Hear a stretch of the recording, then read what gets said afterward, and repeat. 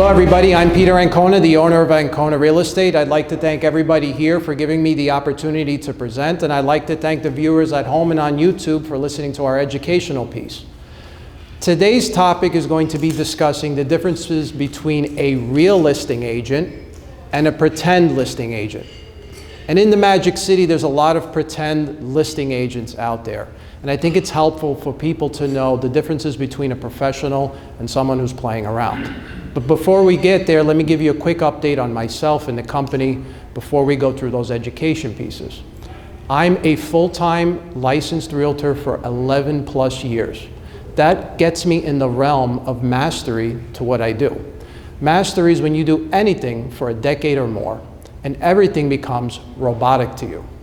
Robotic meaning I can go to a listing appointment, I can go over finishes, I can do this presentation without thinking about it, it's just automatic.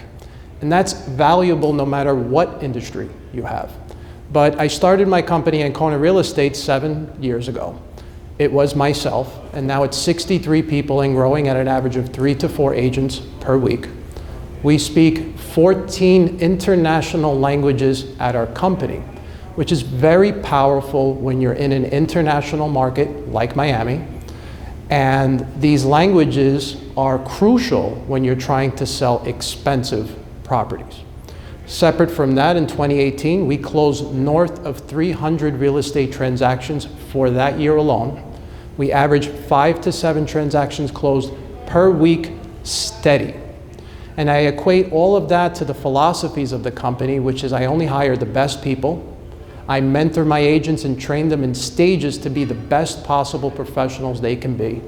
I'm grateful to work with all of them and see them realize their true potential. And the philosophy of the company, since we're all trained the same, is to work together to utilize our databases and those languages, unlike other brokerages around town which have different motivations for their business model. So let's talk about pretend listing agents and real listing agents like ourselves. And it really comes down to maybe 3 key points. Key point 1 is setup. So when you meet with us to sell your property, I think of it like a business plan, because part of my background was in business and marketing, management, law, and finance. That made me who I am and made me contemplate what is the next level of service to a professional. So when I sit down with you to sell your home, I have a 30+ point plan when my competition has 5 or 6 points, because they really don't understand how to market people, find people, and connect the 2 dots. Separate from that 30+ plan, I have timelines, budgets, and a process that guides you how to find the ideal person and updates them in real time. How many listing agents you think in Miami are doing that type of process in real time for their customer and treating it like I virtually just opened up a business for them? Separate from that, I pride myself on being a master of negotiation, obsessing over the psychology of sales and rapport. You know, if you really don't understand why people buy or sell things, you cannot sell expensive pieces of property. How many people would love to have a Rolls-Royce convertible Ghost in their driveway right now? 1, 2, 3, 4, 5, 10, 15, 20 people. More than half of the room would love a Rolls-Royce convertible Ghost in their bedroom right now. But if you know sales, you know people buy from either pleasure or pain. So a novice salesperson will think that no matter what, everybody would love a Rolls-Royce Ghost convertible in their driveway right now. But you know what? Not my biggest client. My biggest client, worth north of $400 million, self-made individual, would hate to have a Rolls-Royce Ghost convertible in his car, even though he can afford it 20,000 times over, because it's too flashy, costs too much, he doesn't want that kind of attention, he wants to raise his kids more humbly, and the payment he equates to an investment. Why in the world would I spend $5,000 a month on something that could make me $5,000 a month? So understanding that basis, amongst other things, and obsessing over why people buy, sell, how they pull the trigger, how to negotiate the deal, That's kind of a fun part for me. And that kind of leads to my obsession with my success, and then everybody wins. But separate from that, there's a saying that goes, it's all who you know. It's all who you know. And I'm going to give you great examples of how it's all who you know when you build up your career over time. So let's take this room for example.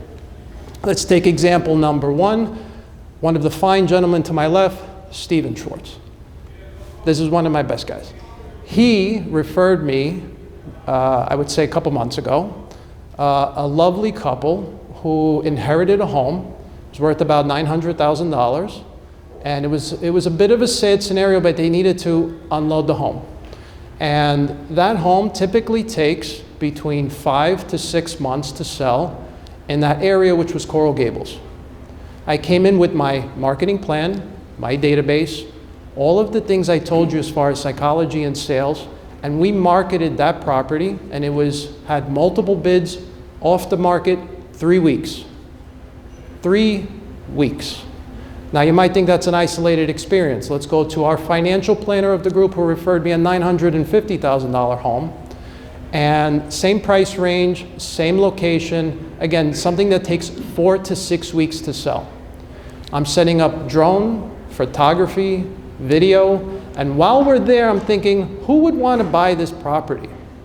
And I had a wonderful customer who was looking for a more expensive property with different finishes.